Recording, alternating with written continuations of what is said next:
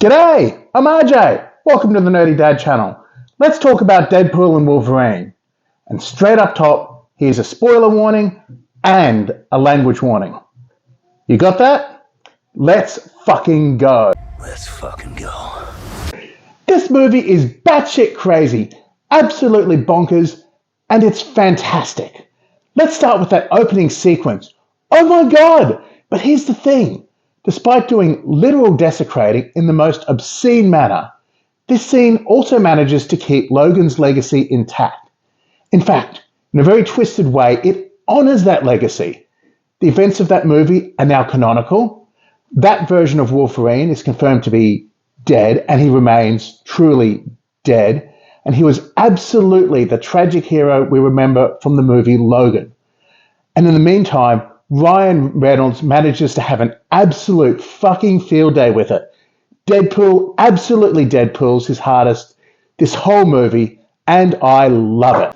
I was clear about spoilers earlier? Good. Speaking of actors having a field day, Chris Evans must have had an absolute ball with this movie. That reveal that it was Johnny Storm and not Captain America was great. But I thought the absolute best scene with Evans in it, and where he surely had the most fun, was that end credits scene. I mean, that was just absolute perfection from Evans. And speaking of the cameos and guest appearances, I need to go back and have another look at the credits because I'm sure there's some I missed, and others I just need to confirm that I saw who I thought I saw.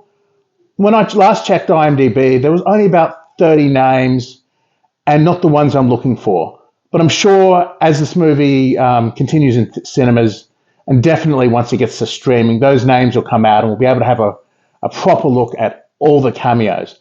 But this movie was just packed from start to finish, and I don't know where to go from there. It was fantastic. Now, speaking about the plot, the storyline, it was a good, solid, emotional story. But not fantastic. What elevates this movie to exceptional is the humor, is the cameos, is the way that it packs comic book lore and love for the Fox universe. That's what elevates it to fantastic. The story was above serviceable. It was good. But it's the kind of story where we know the beats, we've seen them before.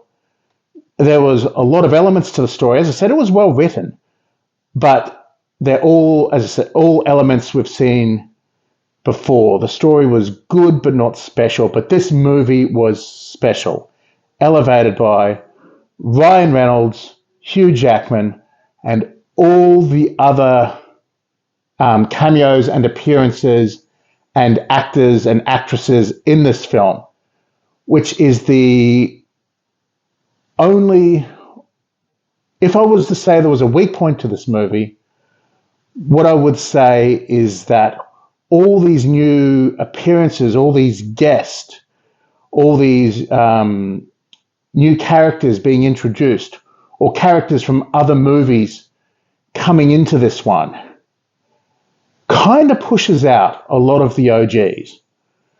The characters from the first two movies are central to the story, absolutely essential, and they're all there, so it's not like anyone got forgotten.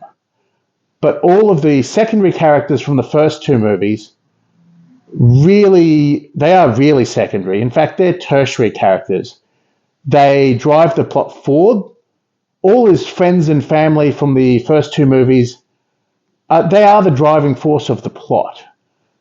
But they aren't in the movie a hell of a lot to leave room for Wolverine and to leave room for X-23 and Wolverine and Wolverine and Wolverine and Deadpool and Elektra and Blade and everyone else.